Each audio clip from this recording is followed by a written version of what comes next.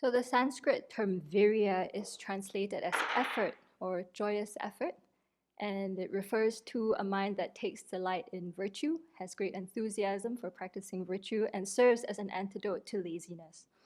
And when we look at the 37 aids to awakening, which can be divided into 6 groups, virya or effort appears in 4 of those 6. Yeah, it's one of the 4 bases of supernormal powers, one of the 5 forces, one of the 5 powers, and is also one aspect of the Eightfold Noble Path.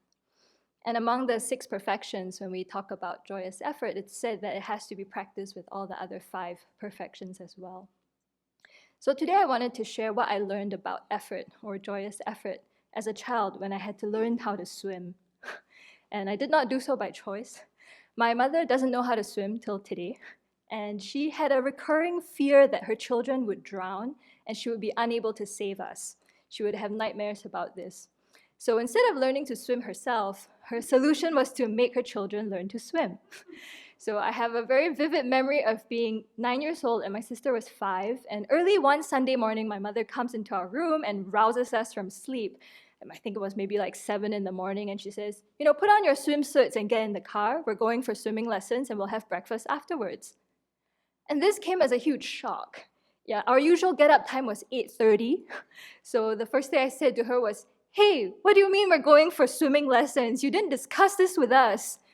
And of course, she looked at me like, "I'm your mother, I don't discuss anything with you." So I'm like, okay. And then I went on to tell her that, on Sunday morning, that's when the best cartoons are. My favorite cartoon is at 9. If we go for swimming class, we're never going to make it back on time, and we don't have a VCR. So we cannot record this cartoon. So until you buy us a VCR, I cannot go for swimming lessons. And of course, my mother just stood there and looked at me. At this time, I think my sister already had gotten out of bed and gone and brushed her teeth and so on. And my last try was, my swimsuit doesn't fit right. And my mom said, "Okay, put it on, let me see." And of course, being a very practical woman, she had bought adjustable swimsuits. So she just showed me how to adjust it. So with no recourse left, I got in the car eventually. And I remember just sitting there sulking, feeling so miserable, thinking about so-and-so in school who had a VCR, and why didn't we have one? And I'm just never going to get to watch these cartoons ever again. Yep. So total misery on the way there. So we get to this public pool, and I get to meet the class.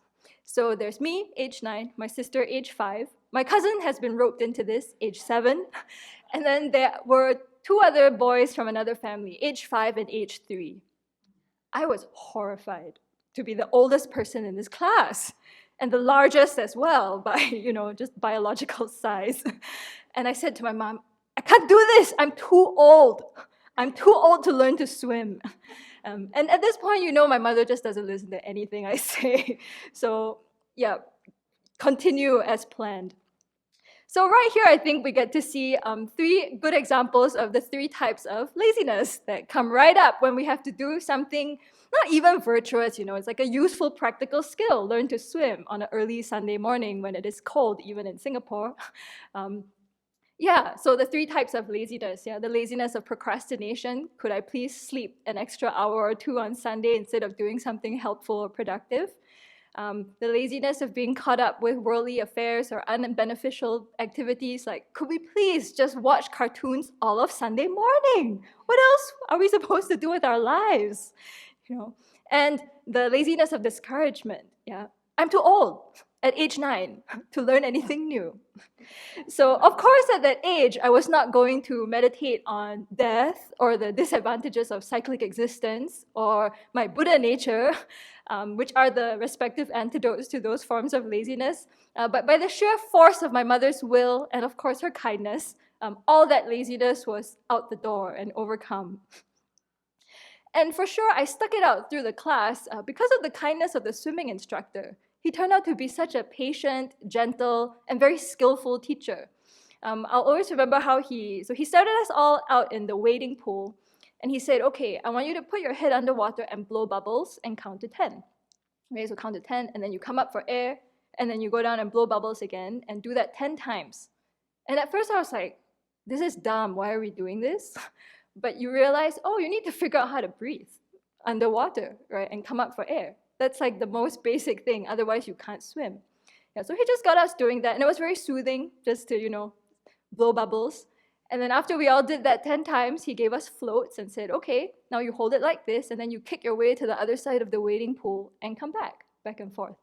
So, he set us off to do all these things on our own, kind of just letting us find our way and feel comfortable in the wading pool. And I appreciate that. Yeah, it wasn't like forcing us, or he just knew that the kids, we just had to find our own time and our own way to feel at ease. So after this little drill in the wading pool, then he would take us to the adult pool, the shallow end, and then teach us how to move our legs and hands in different strokes. And he would take us out one by one, and then eventually letting go of our hands and forcing us to swim towards him. So like that, slowly, one step at a time, all of us learned to swim. I think over a period of a few months or up to a year. But as you recall, my mother's goal was not just for us to swim for fun. Yeah, her deathly fear was that we would drown, right? So what she had signed us up for was a survival swimming course. Yeah. So I don't know if you have this in the US or if this is like a Singapore invention, okay? But now let me describe to you what a survival swimming course entails. It has tests at different levels. Yeah, so the first thing you have to do when, so we've learned to swim by now, yeah?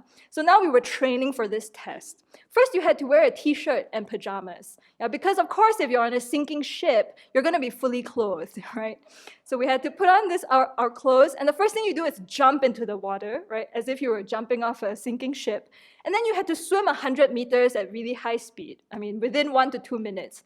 Why? Because if a ship is sinking, apparently it creates like a suck or undertow of everything within 100 meters. So you have to, fully clothed, swim out of this 100-meter undertow. Okay, so we're jumping in the deep end of the pool, swimming, touch the wall, swim back. And then after that, you had to tread water for about a minute with just your hands to keep your head above water, just to demonstrate you could. Then you had to tread water without using your hands.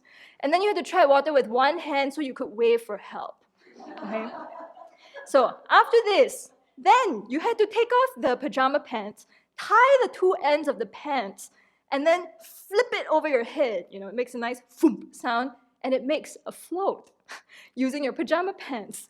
Now, of course, this is only possible if you're an adult male with upper body strength, or a woman, yeah. As a 9-year-old, 10-year-old, we were all like, flip. And then you had to go under the float and blow to try and fill it up with air. So that's what we spend time doing.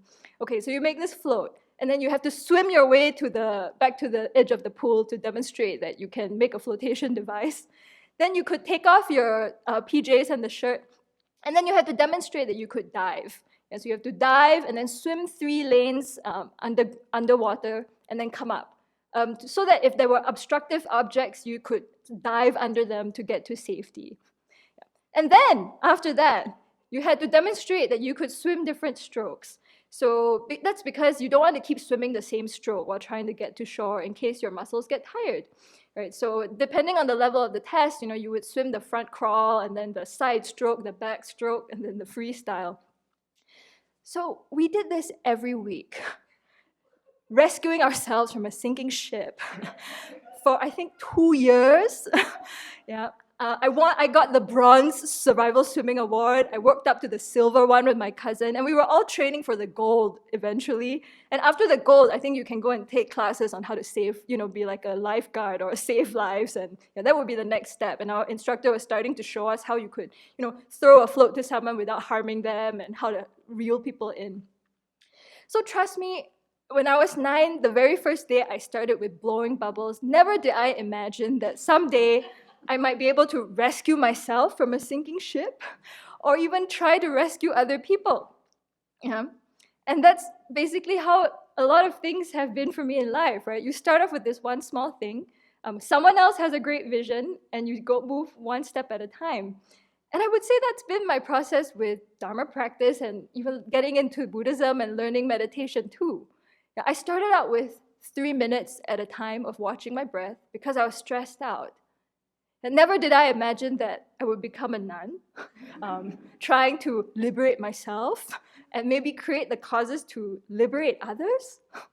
But I just started with that, 3 minutes a day, right? So just like that, blowing bubbles. So these days, whenever I feel that I have an insurmountable task or I'm trying to do something unfamiliar or new, I often come back to this memory of like, you can just start in the wading pool. Do something very small that you feel comfortable with. Just blow bubbles. That's where it starts. Yeah, just, take your time to try and figure out what's going on. But in order to get to the point of rescuing someone else, you have to start somewhere, right? And it just keep going one step at a time in the right direction. And also know that you will be supported by the kindness of others. When looking back, I think so much about how, all these adults wanted us to learn something useful, and they spent a lot of time driving us to swimming lessons, cajoling us, and doing everything they could to try and be helpful. So, in our efforts to train ourselves in whatever virtuous activities we engage in, to know that we are supported by all these kind people as well. So it's very cliched, but it's true that a journey of 1,000 miles begins with, yes, a single step. So whatever you've been doing this retreat, really rejoice in all the virtue you've created, however small you might imagine it to be, or even don't discount it, is my point. Yeah, we've done so much in these last 3 months to move in a virtuous direction, and that includes all our friends too who've been doing the retreat from afar. And to know that every single step, every single drop in the bucket adds up to creating the causes for full awakening. So really rejoice in that and continue with our practice of joyous effort.